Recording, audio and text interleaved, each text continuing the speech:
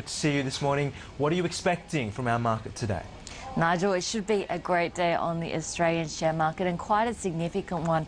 That follows off from a very strong lead from Wall Street, where we did see easy money for the foreseeable future from the US, really seeing traders backing US equities. We saw another all-time record high for both the S&P 500 as well as the Dow Jones Industrial Average. The S&P 500 with a gain of 1.3%.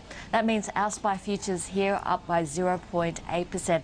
And it's a significant day for the Aussie share market because it looks like we're going to be testing a very significant technical level. We'll be looking at the 50% retracement level. And if I just bring up a chart of the ASX 200 over the last 10 years, and really what we're looking at is the high point that we saw in 2007 at 6,851 points and the low point that we saw in 2009 at 3,120 points and the midpoint there. And that's 4,986 points. It's a very significant technical level, and it looks like we'll be testing that on the market today. You can see previously that this line has really been a test for the Australian share market, and it's been a barrier. It's been quite difficult to overcome. Recently, we spent a little bit of time above that line, but not very much. So it is a big one for the Australian share market. Of course, the leads are good. We've seen commodity prices rising overnight. The iron ore price up another 1% at 125.30 US a tonne. That bodes well for the iron ore miners. In fact, BHP and Rio Tinto having excellent performances overseas. It looks like some short covering coming into the equation there. In London, we saw both BHP and Rio Tinto gaining 4.6%.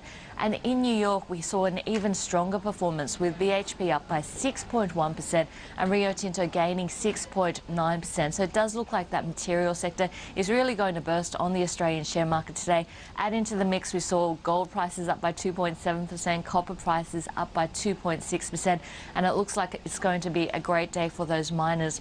Oil prices also saw a 15-month high overnight in New York before easing back, and we actually saw profit takers coming in. So by the end of the session, oil was down by 1.5%, and it was also surprising to see that the Aussie dollar really didn't follow this risk-on move that we saw in equities and commodity prices. In fact, the Aussie dollar was lower.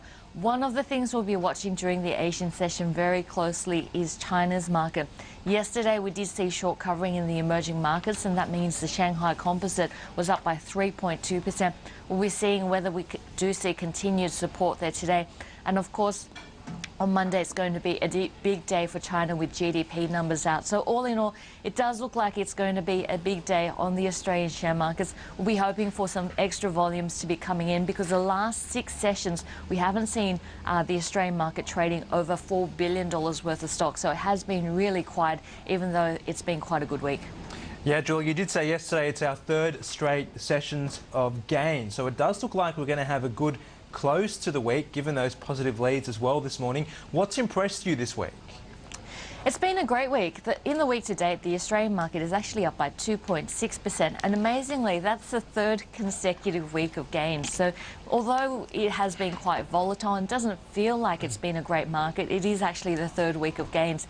This week, we've seen every single sector trading higher, with the one exception of the property space. The REITs have actually been lower, but the best area has been energy, and that's not surprising given that we have seen oil prices so strong on the back of the tensions that we are seeing in Egypt and the Middle East. So energy up by 3.9% for the week. We've also seen the financial sector gaining 3.5% for the week, and defensives outperforming, with one exception, and that's the healthcare space, where we have seen both CSL as well as Ramsay Healthcare reaching all-time record highs this week.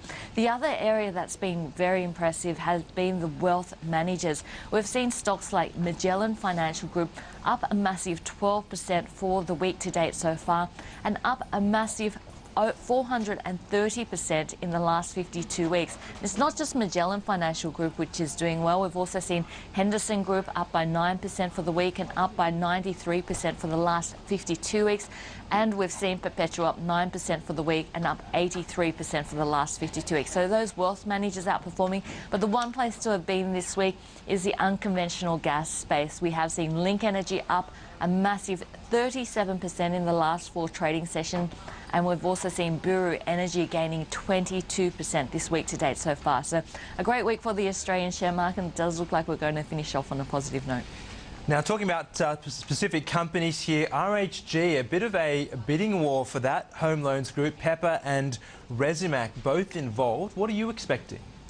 Shareholders are really expecting a bidding war here. Now, we've seen Pepper Australia coming in with a bid at 46 cents this week. We already know that there's a bid on the table by Resimac at 44.1 cents, and we know the company is going to pay a 3-cent dividend regardless. But it does look like Resimac does have the first right of reply. It's got 3 business days to match the offer from Pepper Australia from when it receives the documentation. But it doesn't look like it's actually received the documentation as yet, which means that it could be Wednesday before we see a reply back from Resimac. Now, if we have a look at RHG, this is the lending book of the old Rams home loan group. Now, the Rams brand and branch networks were sold off to Westpac back in 2007, and all that's left over is really the mortgage book, and that's really what these two parties are fighting over. But if we have a look at the share price of RHG Group, the last traded price was 49.5 cents, so higher than both these bids. So shareholders and traders really betting that a bidding war is going to break out between these two parties, and of course a fantastic performance this week. We've seen the stock up 24% this week.